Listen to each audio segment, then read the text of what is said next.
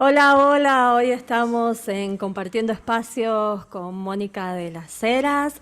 Vamos a estar transitando con ella algunos de sus libros, qué le aporta la programación neurolingüística a la oratoria, qué le aporta la programación neurolingüística, la PNL, a los profesionales de la salud. Mónica es licenciada en Ciencias de la Información de la Universidad Complutense de Madrid. Comenzó su trayectoria profesional como periodista en medio ambiente. Luego también se tituló como entrenadora personal y es Master Practitioner en programación neurolingüística.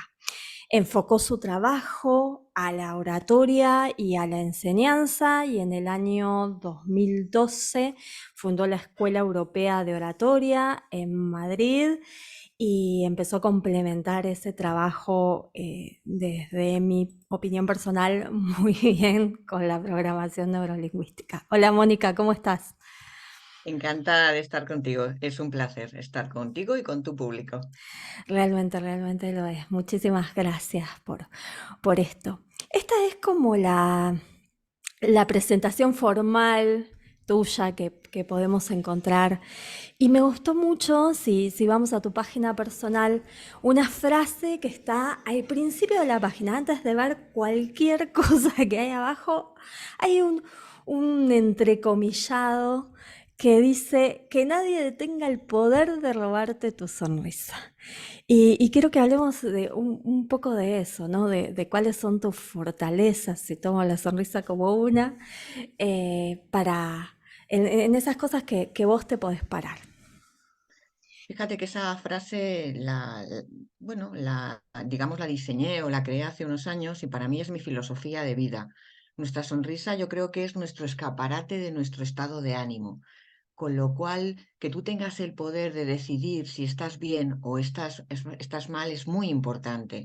Y para eso la programación neurolingüística, ese conjunto de herramientas maravilloso que nos ayuda a gestionar aquí nuestro cerebro, nos hace saber si que podemos ser felices por decisión propia. Ser feliz no es algo que te va a venir impuesto, no es algo que vas a conseguir cuando tengas un coche más grande o un trabajo mejor, ganes más dinero o encuentres a la persona de tus sueños, sino que ser feliz es una actitud, es una decisión de cada día. Entonces, ante lo que te pasa cada día, que a veces nos pasan cosas buenas y otras veces no tan buenas, y a lo largo de nuestro día, nuestra vela, nuestra gestión de emociones, como yo suelo decir en las clases, se nos mueve, que tú puedas decidir, bueno, a pesar de todo eso, mi sonrisa no me la va a quitar ni el despertador, como a veces me dice algún alumno, a mí me quita la sonrisa el despertador por la mañana. Digo, pero ¿cómo vas a dejar que un objeto te quite la sonrisa? Ni una persona que a lo mejor no te gusta. Es decir, que nadie nos quite la sonrisa, sino que seamos nosotros los que digamos, vale, frente a todo lo que está pasando, yo decido sonreír. Eso es verdad también que no hay que ser tampoco tan positivista que, oye, no me pueden pasar cosas malas y no puedo tener momentos tristes. Por supuesto que en esta vida vamos a tener momentos de duelo, momentos duros y que hay que vivirlos como tales, pero no por las pequeñas cositas del día a día que a veces nos quitan la sonrisa mucho más de lo que quisiéramos. Entonces, esa es la filosofía que yo aplico y la que trato de también de infundir a mis alumnos para que vean la vida como ellos quieran verla y no por las cosas que vayan pasando solamente. Bien, muchas gracias. Hermosa, hermosa la frase. Me parece maravillosa. Contarle un poco al público que cuando encontré tu libro de oratoria con PNL o PNL para la oratoria, eh, para mí fue una joya. Venía encontrando un montón de libros en inglés y en castellano había encontrado un autor argentino que está en el canal también, que es Ariel Goldman, y que él tiene su desarrollo, ¿no? Que se llama oratoria consciente y cómo lo hace con coaching, pero no encontraba nada de PNL, así que encontrar un libro en español que tenga ambas cosas, para mí fue toda una perla. Esa, oratoria con PNL, ahí se ve perfecto. Así que agradecértelo un montón. Eh, Me gusta escribir aquellos libros que no encuentro en el mercado y que a mí me gustaría leer. Esos son los libros. A mí no me gusta escribir libros que ya otra gente ha escrito. sino que a mí me gusta pensar en libros que, pues no había escrito sobre este tema, pues yo voy a hacerlo. Y eso es lo que hago. Y por eso cuando yo llevo hablando en público desde que tenía 16 años, porque empecé, estaba en un grupo ecologista, me tocó ir a dar charlas sobre medio ambiente, era una especie como de Greta Thunberg en aquellos tiempos, pero no había internet, con lo cual era más difícil hacerse conocido por el tema. Pero conocí la oratoria entonces haciéndola, o sea, no tuve la posibilidad de tener miedo a hablar en público porque me tocó hacerlo y me lancé. Y sin embargo, cuando años más tarde conocí la programación neurolingüística, me pareció que y la inteligencia emocional, porque para mí las dos están bastante intrínsecamente unidas. Cuando conocí estas dos herramientas que a mí me cambiaron por dentro, decidí que también eran maravillosas para la oratoria. Y encontrar un orador que tuviera inteligencia emocional suficiente como para gestionar emociones y además ser capaz de transmitirlas y además conocer a tu público y saber si te estás dirigiendo a personas más visuales o más auditivas o más kinestésicas, etcétera, me pareció fascinante. Y por eso, al ver que no había nada escrito en castellano sobre oratoria con PNL, decidí, pues lo escribo yo, que para eso lo estoy trabajando y creo en ello y veo cómo funciona en los oradores que conozco, en oradores que he estudiado a lo largo de la historia y cómo funciona en nuestras clases cada día en la Escuela Europea de Oratoria aquí en España, en Madrid. Muy lindo esto de poder tener también el ejemplo constante, ¿no? Contar también bueno, que está incluido, que me gustó tanto que está incluido en el programa de la escuela cuando vemos oratoria en el trainer, ¿no? En el tercer nivel. Eh, Nombraste también inteligencia emocional y lo primero que hace este libro es hablar de qué nos pasa con las emociones cuando tenemos que hablar en público, ¿no? Eh, Resumido así, sí, pero ¿qué podés decirnos de eso? ¿Qué Es nos que es lleva fundamental. a eso? ¿Qué nos lleva a que se nos jueguen tanto las emociones cuando hablamos en público y no tal vez cuando lo hacemos de forma individual? ¿Qué diferencia hace que cuando nos paremos adelante de gente que tal vez no conocemos tanto, las emociones entren en juego ahí de una manera diferente? Afortunadamente, las emociones entran en juego siempre en nuestra vida como seres humanos. Y las 6 emociones básicas que tenemos, la alegría, la tristeza, el miedo, el enfado, el asco y la sorpresa, las necesitamos en la oratoria como las utilizamos en el día a día cuando te encuentras con una amiga por la calle y de repente, ¡guau!, pegas un grito porque te hace mucha ilusión ver a esa persona. Necesitamos que esas emociones se utilicen también en la oratoria, pero de una manera gestionada, es decir, que no nos dejemos llevar por ellas. Hay una emoción como es la emoción del miedo que es sana, que es necesaria, la necesitamos como cualquiera de las otras emociones. Es positiva porque nos ayuda a no cruzar un semáforo cuando está en rojo o nos ayuda también a prepararnos una presentación y tener respeto por nuestro público. Claro, ¿qué ocurre? Que una cosa es el miedo, que es una emoción y es sana, y otra cosa es el pánico, que es la carga emocional. Es decir, si nos dejamos llevar por el miedo, al final llegamos al pánico y lo que ocurre es que ponemos como una barrera y decimos, no, no, yo no quiero hablar en público no es para mí, qué vergüenza, qué miedo, qué nervios, etcétera. Entonces, lo que necesitamos es ser capaz de decir, bueno, no pasa nada. No pasa nada porque me ponga nervioso, no pasa nada porque tenga cierto miedo, voy a gestionarlo de manera adecuada, voy a tratar de dar lo máximo de mí y voy a utilizar, por supuesto, las técnicas de oratoria para que me ayuden y voy a lanzarme, porque cualquier miedo en esta vida no se va si nos quedamos en casa y no hacemos nada. Yo que también estoy en redes sociales como TikTok enseñando, hablando de oratoria o en Instagram, etcétera, muchas veces le digo a los chavales que me preguntan, ¿y cómo hago para vencer el miedo a hablar en público? Digo, pero si ahora tenéis muchas oportunidades, crea tu propio canal de TikTok o de YouTube o de Instagram, donde tú quieras. Si no quieres, no hagas públicos los vídeos, hazlo solamente para ti en un primer momento, para verte hablando a cámara, ir avanzando, que tu mirada vaya donde debe ir, que vayas moviendo las manos, que te vaya saliendo la conversación más fluida.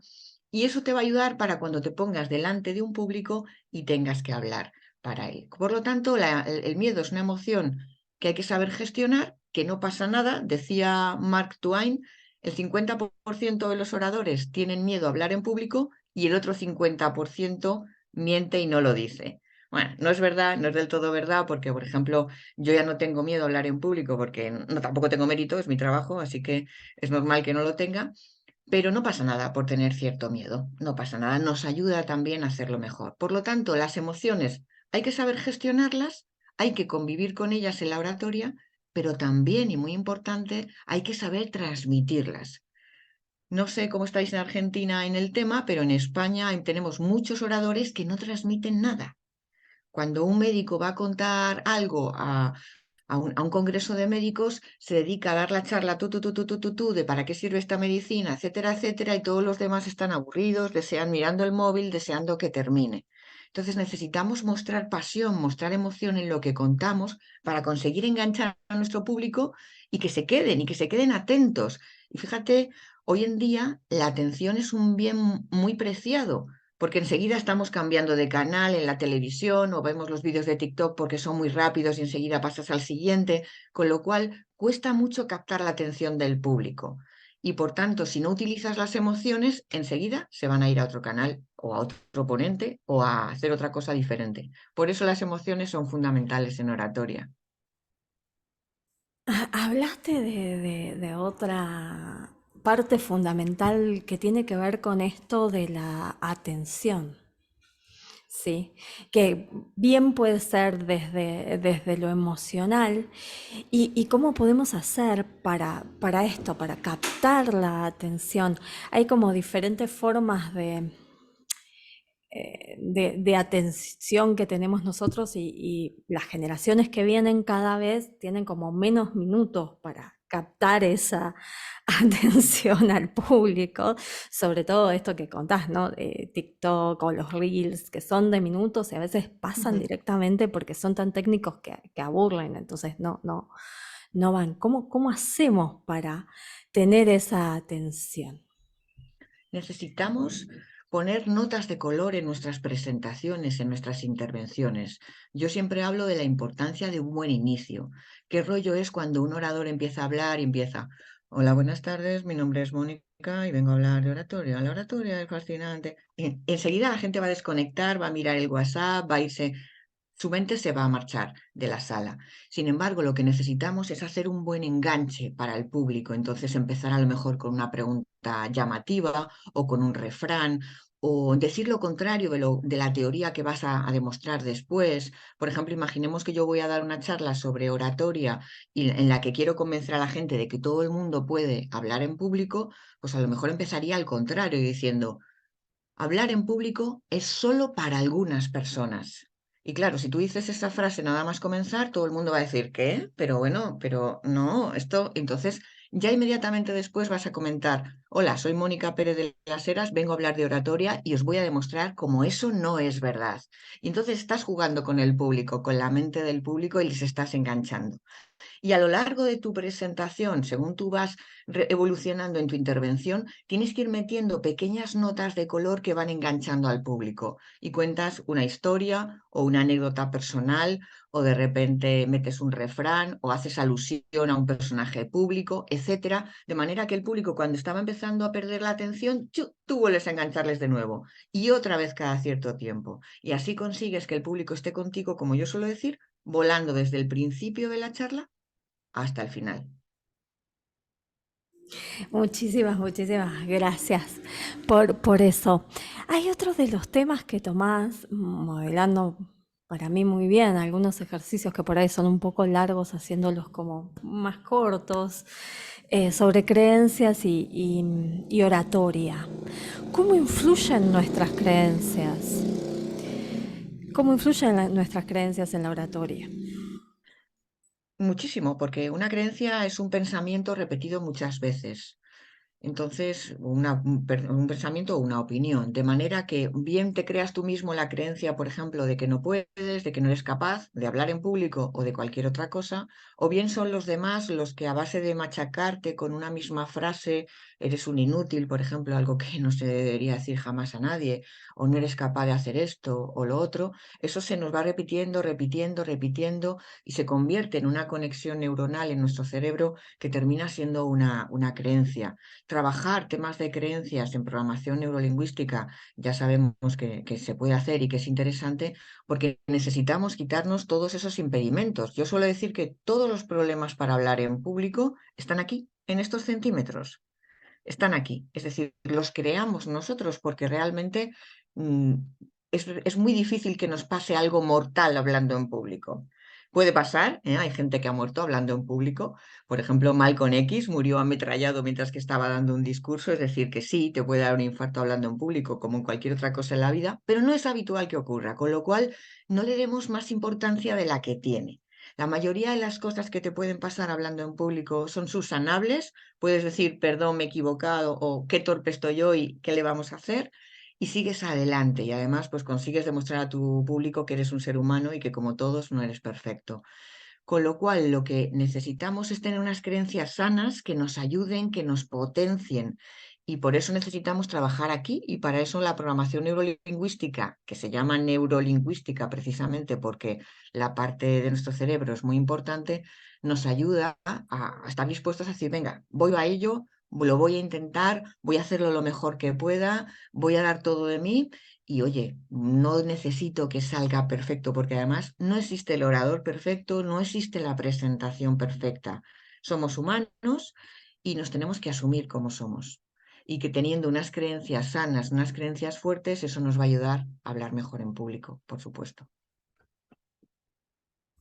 Muy, muy interesante y hablaste de esta parte, ¿no? Somos humanos, nos tenemos que asumir como somos y en algún otro momento hablaste también de ejemplos personales. Hay como un trabajo desde el ir desde mí hacia aquello que quiero compartir también, ¿no? Con lo que soy, con quien estoy siendo hoy. En Sí, por eso. supuesto. Es que los oradores hablamos desde nuestra experiencia, hablamos desde las cosas que hemos vivido. Para mí, por ejemplo, como directora de la Escuela Europea de Oratoria, es muy importante. Yo tengo un grupo de 15, 20 profesores que están trabajando con nosotros a lo largo de todo el año, cada uno especializado en sus temas, en voz o en lenguaje no verbal o en storytelling. Cada uno tiene sus temas específicos. Pero para mí lo importante en un profesor es que tenga sus conocimientos, pero que también esté alineado con los valores de la escuela, con valores de inteligencia emocional, con valores de programación neurolingüística, de manera que ellos también van creciendo a la vez que vamos creciendo, van creciendo los alumnos. Yo siempre soy la primera que aprende. Cuando doy un curso, cuando doy una formación, por eso creo que mi vida es bastante rica porque todas las semanas tengo la oportunidad de crecer con alumnos diferentes en entornos muy distintos.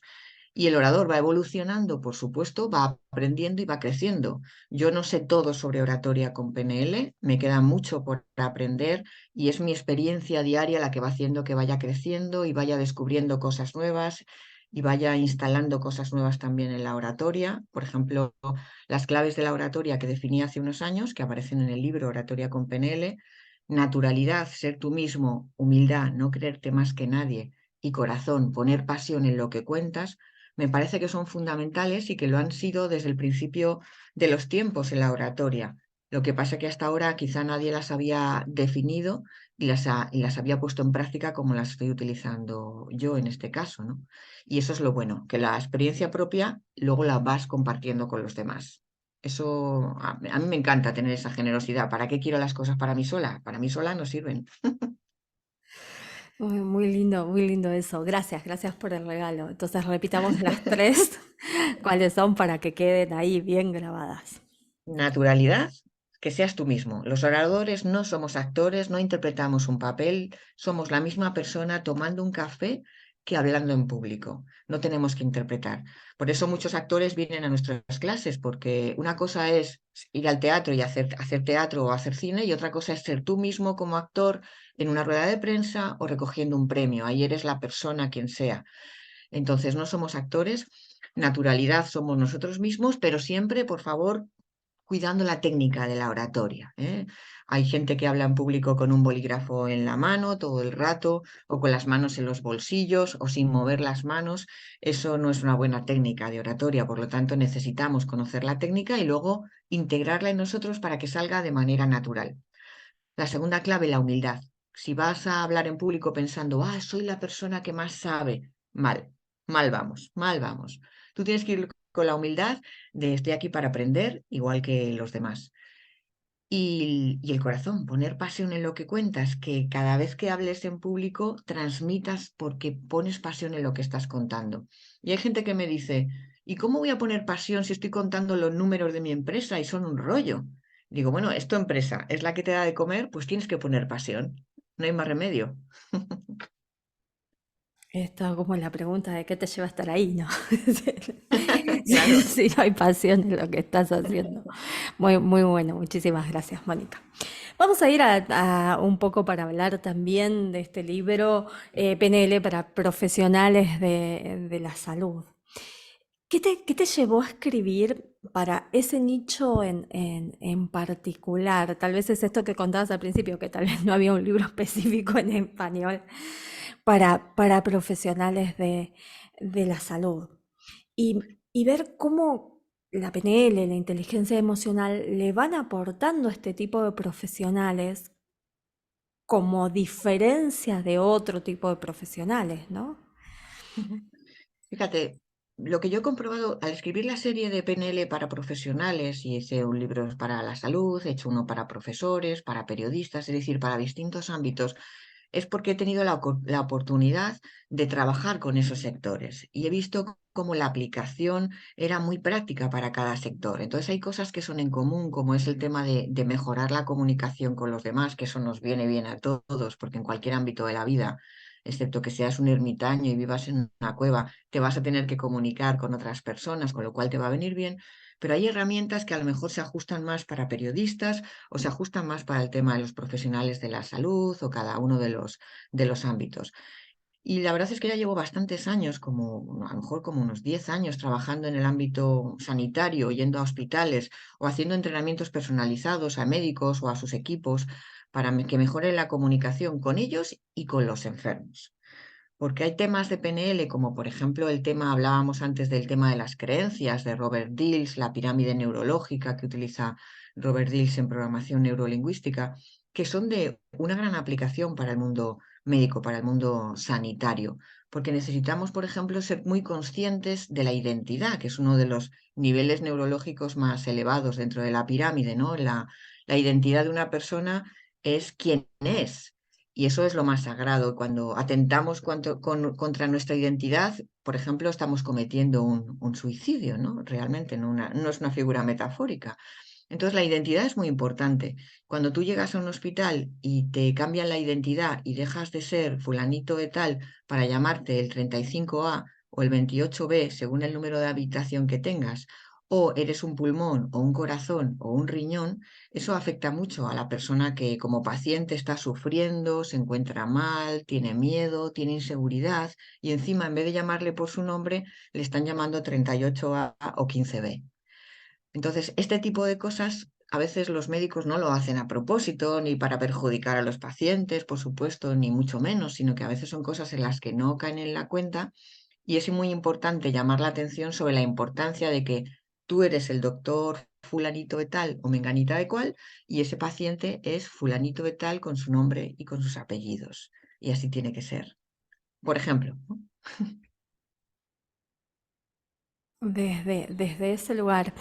Y desde las creencias, ¿qué creencia facilitadora puede llevar a un profesional de la salud cuando está frente a determinada persona? O sea, cuando hablamos de profesionales de la salud, hablamos tanto del médico como de los enfermeros, de los auxiliares de hospitales, incluso del que atiende en una clínica en administración, ¿no? Cuando llega el paciente. Nos dirigimos a todos esos, ¿no? Cualquier persona, sí, sí. ¿Qué creencia facilitadora puede tener para ir como empezar a hacer esto desde la identidad, ¿no? ¿Qué creencia puede sostener esto de yo siendo yo atendiendo a los Yo creo que, pacientes? yo creo que es muy importante que cada persona que trabaja, por ejemplo, en un centro sanitario, en un hospital, debe ser consciente de que tiene un papel muy importante. Y el papel principal es cuidar. Muchas veces, sobre todo los médicos, tienen la tendencia a pensar que ellos van a curar nada más. pero también tienen que cuidar a esa persona que llega, porque al final tú y yo y cualquier otra persona que nos esté viendo en estos momentos, más pronto o más tarde, probablemente, lo más seguro, es que pasemos por un centro sanitario, que nos encontremos en una situación de fragilidad, de debilidad ante algo que nos ocurre. Y en ese momento, ¿qué es lo que más vamos a necesitar? Vamos a querer a alguien que nos cuide, alguien que nos guíe, alguien que nos hable con cariño, alguien que utilice una voz kinestésica, como nos invita a la programación neurolingüística, o sea, una voz más tranquila, más suave, más baja, no chillona y rápida como sería una voz visual, sino una voz más kinestésica, para tratar de manera adecuada a la persona y que esa persona se sienta acogida. Y eso va a ser genial que lo haga desde la persona que está limpiando y fregando el suelo cuando entra en la habitación de un paciente y le da los buenos días, al máximo cirujano o cirujana que te va a operar y que es la máxima autoridad sanitaria del hospital. Cada una de las personas tiene su papel que cumplir. Por eso sería muy interesante que cuando se realiza la formación del personal de un hospital, se utilice, digamos, una formación en programación neurolingüística para todo el conjunto y que todo el mundo esté en la misma sintonía. Es complicado, es complicado y nosotros, por ejemplo, hemos dado clase a las urgencias de un hospital y hemos dado en la misma clase auxiliares, enfermeros y enfermeras y médicos. Pero a veces es complicado poder reunir a todos los colectivos, ¿no?, de un hospital, y eso sería lo ideal, desde luego, para que el trato al paciente fuera mucho mejor. Sí, pensaba en varios profesionales de la salud que se han acercado que tal vez no es lo mismo lo que requiere el que está atendiendo emergencias que lo que requiere el que ya está atendiendo en rehabilitación. Sí, que son dos momentos diferentes tal vez de- Claro, y ahí va a entrar mucho la inteligencia emocional, la gestión de emociones. Uno de los problemas que a veces surge en los hospitales y los centros sanitarios en España, sobre todo, ya lo había antes de la pandemia, pero ahora después de la pandemia también, es que la sociedad en general está más agresiva contra la autoridad. Da igual que la autoridad sea las fuerzas de seguridad del Estado, como pueda ser la policía, o la autoridad médica en un momento determinado. Y incluso en los centros sanitarios en España ponen unos cartelitos en los que indica algo así como, por favor, no pegue a los médicos o no se permiten las agresiones, ¿no? Lo pone con un lenguaje muy legal, etcétera, etcétera, pero se están produciendo porque hay tensión, porque faltan sanitarios, con lo cual hay problemas de que la gente a lo mejor está esperando varias horas en las urgencias a que les atiendan y eso ocasiona fricciones, la gente se enfada y salta contra los sanitarios pensando que no les atienden porque no quieren o lo que sea. Entonces, para un sanitario es complicado estar en esa circunstancia y tiene que gestionar bien emociones para saber ante una discusión que pueda haber o una pelea o una agresión que pueda haber contra los sanitarios, ser capaz de sacar una voz más suave, una voz kinestésica, calmar a esa persona, decirle, mire, espere un momentito, a ver, ¿qué le pasa? Cuénteme qué le ocurre y yo le atiendo. Mire, acaba de llegarnos un accidente de tráfico, estamos atendiendo a otras 3 personas, ahora enseguida vamos a atender a su familiar. Es decir, hay que gestionar bien las emociones para conseguir. Por eso yo decía antes que para mí la programación neurolingüística y la inteligencia emocional es que están intrínsecamente unidas y una sin la otra no funcionan tan bien. Entonces, me parece fundamental que la formación, y por eso el libro de Oratoria con PNL también habla mucho de inteligencia emocional, porque necesitamos que seamos capaces de gestionar bien emociones ante situaciones de riesgo complicadas, difíciles, que nos vamos a encontrar todos en nuestra vida. Sí, y cómo sirve, pensaba por dónde puede empezar un profesional de la salud y creo que acá diste como una respuesta, ¿no? Tal vez ir gestionando sus propias emociones para después ver por dónde sigue, eh, por dónde comenzar. Eh, ¿Con qué ejemplos o qué te encontraste que le aportaba a los profesionales de la salud? Puedo darte algunos de los que tenemos acá, que lamentablemente pasa lo mismo, hay gente que agrede al personal que los tiene que atender por la razón que sea. em, y que bueno, con eso también hay que empezar a ver qué hacemos desde Hay acá. muchos ejemplos, hay muchos ejemplos. Recuerdo, por ejemplo, una ocasión en una clase en un hospital en el que una enfermera me decía que iban tan rápido haciendo las cosas que a veces no tenían tiempo de sonreír al paciente. Y además era una enfermera que se dedicaba a hacer análisis de sangre, con lo cual decía, es que yo cuando saco sangre a un paciente no tengo tiempo para sonreírle.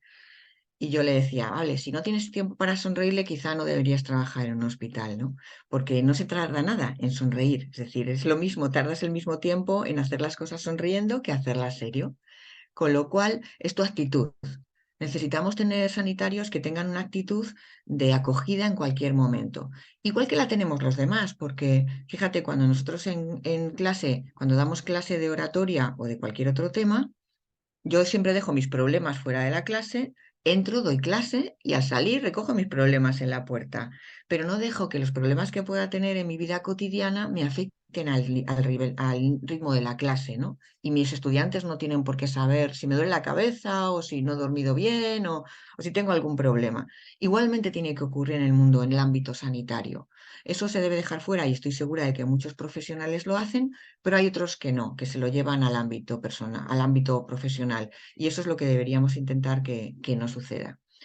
Otra cuestión para la cual estamos utilizando mucho los temas de programación neurolingüística es para detectar en los hospitales casos de violencia de género. Es muy habitual que, por ejemplo, dando clase con mujeres, con ginecólogas, con doctoras, que me hayan dicho en alguna ocasión, oye, Mónica, yo jamás había detectado un caso en mi consulta de violencia de género, pero ahora, después de lo que nos has contado, estoy dudando de que a lo mejor no he sido capaz de verlo. Y es que a veces no calibramos, no observamos adecuadamente al paciente. Y a lo mejor el paciente nos cuenta algo por la boca, pero no nos cuenta toda la verdad, porque no lo puede decir o porque a lo mejor el agresor ha ido con ella al hospital, por ejemplo, y entonces está atemorizada y no lo puede contar. Entonces necesitamos esa herramienta que hay en programación neurolingüística de calibración y rapport. Necesitamos observar, calibrar a la otra persona, ser capaz de leer el lenguaje no verbal de esa persona para a lo mejor en un momento determinado que estamos hablando con ella como sanitarios, decirle a su pareja, oiga, ¿le importaría salir un momento que necesito hablar con la paciente a solas? Y en ese momento poder preguntarle a la paciente, ¿está todo bien? ¿Hay algo que me quieras contar? ¿Ha pasado algo? Que sepas que aquí tenemos las puertas abiertas para lo que nos quieras contar. Y a lo mejor la primera vez que esa persona va por un tema de una agresión a un hospital no cuenta nada, pero a lo mejor a la tercera o la cuarta o la quinta vez, si se encuentra acogida por ese sanitario, entonces a lo mejor sí habla. Por lo tanto, es muy importante estudiar temas de programación neurolingüística en los hospitales porque pueden abrirnos los ojos a cosas que antes no veíamos. Y eso es muy importante para detectar casos de violencia de género. Lo pensaba también esto mismo en cómo generar el espacio de confianza incluso para el maltrato infantil también, ¿no? Claro, por supuesto. Lo que pasa que en el caso de maltrato infantil quizá es más evidente porque a los niños enseguida les cuesta más mentir, con lo cual es más fácil descubrir algo. Y por ejemplo, en la ley española, si un sanitario sospecha que hay un problema con un niño, enseguida lo tiene que denunciar. Entonces, quizás para una persona adulta es más fácil, digamos, eludir o ocultar lo que realmente le ha pasado. Pero en cualquier caso, igual, también pasa, por ejemplo, con el caso del bullying en los colegios.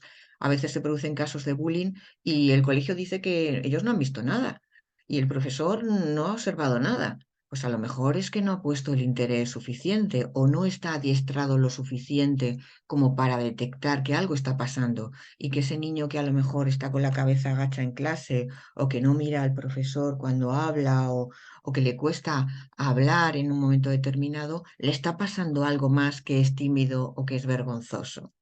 Entonces, por eso la programación neurolingüística me parece tan fascinante para conocer a las otras personas. Descubrimos tantas cosas por el lenguaje no verbal de los demás que merece la pena decir, bueno, ¿estoy haciendo lo suficiente o podría aprender más? Me encantaron esas preguntas. ¿Estoy haciendo lo suficiente o podría aprender más? Que lo podemos llevar a cualquier profesión una vez más, ¿no? Sí, Una sí. vez más. Bien. Ya le vamos a recordar a quienes están del otro lado que nos dejen los comentarios que quieran, que hagan las preguntas que quieran, que nosotros las vamos a estar respondiendo. Yo se las voy a hacer llegar a Mónica para que también pueda responder desde allí. Se pueden suscribir al canal para ver más entrevistas de estas y que les avise con la campanita que está de este lado y darle me gusta si les gustó a la entrevista. Preguntarte cómo te encuentran quienes tienen ganas de comunicarse con vos, tanto con vos como con la Escuela Europea de Oratoria. No tengo pérdida. La verdad es que no tengo pérdida porque simplemente poniendo mi nombre en Google aparezco bastante habitualmente. O sea que una vez que uno ha salido de la Wikipedia y en Google ya no tiene escapatoria. Es verdad que a través del correo de info@escueladeoratoria.com pueden encontrarnos sin problema. También estoy en TikTok, soy la profe de oratoria en TikTok. Y también hago vídeos en Instagram y YouTube, con lo cual es bastante sencillo contactar con nosotros y preguntarnos lo que queráis. Ahora tenemos, por ejemplo, empezamos durante el mes de febrero vamos a tener un curso online de oratoria que siempre tenemos alumnos de todo el mundo. Así que siempre tenemos gente de Argentina, de Venezuela, de Colombia. Lo ponemos en un horario que también puede ser accesible para toda Latinoamérica, con lo cual para mí es una maravilla que a veces tengo en el mismo curso online personas de tres continentes. He tenido gente de África, Europa y Latinoamérica a la vez en el mismo curso y es una maravilla. Tenemos una lengua, el idioma castellano que es maravilloso, que nos permite comunicarnos tan fácilmente y tenemos que aprovecharlo. Así que la Escuela Europea de Oratoria está abierta para cualquier consulta o para quien quiera venir a hacer un curso con nosotros. Sí, sí, nos gusta. Somos muchos, así que aprovechémoslo. Somos muchos Claro por que el sí, mundo, claro que así que sí. aprovechémoslo. Es una gran ventaja tener esta lengua. Sí, sí, sí, sí. Y para cerrar, preguntarte, ¿en qué te cambió? eh, Siempre decimos que nos cambia la vida estudiar PNL, ¿no? ¿Y en qué te cambió? ¿Qué fue un antes y un después al estudiar programación neurolingüística? Yo estudié programación neurolingüística e inteligencia emocional al mismo tiempo. Y para mí sí que es verdad que hubo un antes y un después, porque yo ahora cuando alguien me pregunta, ¿y tú quién eres? Yo digo, yo soy un ser feliz. Yo soy un ser que disfruta con las cosas pequeñas de cada día, que trato de sacarle el mayor jugo posible a cualquier cosa, que todo eso me ha permitido vivir la pandemia de una manera bastante sana, sin agobiarme, sin estrés, tratando de sacar un partido, un crecimiento muy grande, porque yo creo que cuando empezó el tema del COVID todos pensábamos, a lo mejor salimos de aquí más buenos, y ha habido mucha gente que sí, y creo que nos ha fortalecido, y otra gente que ha salido igual de egoísta que estaba al principio, con lo cual es una pena. Pero para mí supuso un antes y un después. Entonces, creo que la felicidad he sabido encontrarla teniendo una calma, una serenidad ante las cosas y siendo capaz de ver las cosas como me apetece verlas, es decir, desde un punto de vista positivo. Hay una frase de la PNL que es: el mapa no es el territorio, y que indica que cada persona tiene su manera de ver la vida y hay que respetar la manera de vivir la vida de los demás, y eso te permite también respetar la tuya. Y para mí eso ha sido mágico. Muchísimas gracias, Mónica. Un placer conversar con vos. Ya por ahí nos volveremos a encontrar en estos otros profesionales que andan por ahí, que tan lindo has escrito. Muchísimas, muchísimas gracias. Un placer estar contigo y con toda tu audiencia. Gracias.